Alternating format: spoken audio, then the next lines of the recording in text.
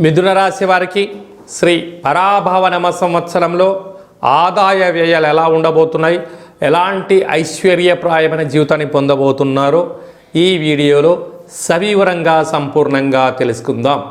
రాశాధిపతి బుధ భగవానుడు. వీరికి రాశిలోనే దేవగురు బృహస్పతి సంచారము చేయడము చాలా యోగదాయకం. ఆయనే ఈ సంవత్సరం రాజు అయ్యారు కనుక ఆధ్యాత్మికత, సత్ప్రవర్తన, నియమ నిష్ఠ, దీక్ష, సంకల్పంగా ఎవరైతే ఉంటారో వారికి అన్ని పనులు నెరవేరుతాయని చెప్పి గమనించాలి.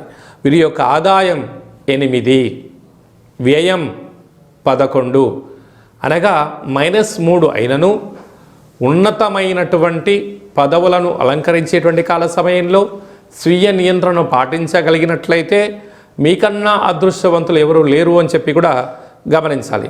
రాజ్యపూజ్యం 1, అవమానం 7 కనుక మీ చుట్టూ శత్రువులు పొంచి ఉన్నారు కనుక అనేక మంది మిమ్మల్ని సద్వినియోగపరచుకోవాలని, మీ పని అయిపోయిన తర్వాత మిమ్మల్ని శత్రుగా చిత్రీకరించడానికి సిద్ధంగా ఉన్నారు. తస్మాత్ జాగ్రత్త. రాశాధిపతి బుధుడు, రాశిలోని గురు సంచార స్థితి యోగదాయకం.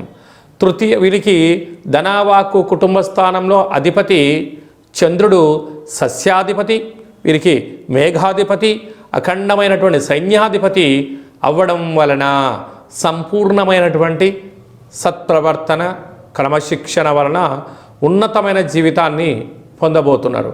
తృతీయ స్థానంలో కేతు సంచార స్థితి, రాశాధిపతి రవి భగవానుడు ఉండడం వలన వీరికి సంపూర్ణమైనటువంటి రసాధిపతి అవ్వడం వలన తల్లిదండ్రులు, గురువులు, ఆధ్యాత్మిక చింతన, అన్నదమ్ముళ్ళు, అక్కా చెల్లెలతో సత్ప్రవర్తనగా ఉండగలిగినట్లయితే మీకన్నా అదృష్టవంతులు ఎవరు లేరు అని చెప్పి గమనించగలగాలి.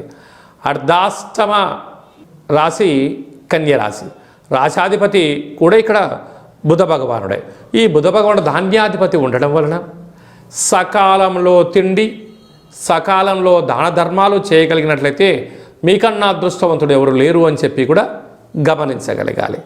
అలాగనే వీరికి తులారాశాధిపతి శుక్ర భగవానుడు ఉండడం వల్ల సస్యాధిపతి అవ్వడం వలన సంపూర్ణమైనటువంటి సర్వే జన సుఖినో భవంతు, అందరూ ఉండాలి, సమతుల్యతతో కూడుకున్న పరిస్థితులు ఉండాలి, అందరికీ విద్య, ఉద్యోగ, ఐశ్వర్య, వ్యాపార కార్యక్రమాల్లో విజయం సాధించాలని మీ కోరిక కూడా నెరవేరబోతుంది.